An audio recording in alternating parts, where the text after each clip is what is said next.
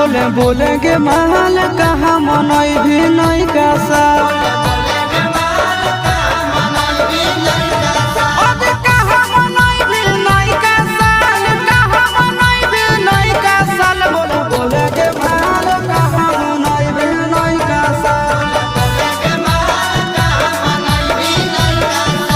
बोले के महल कहाँ मनई भी नहीं का साल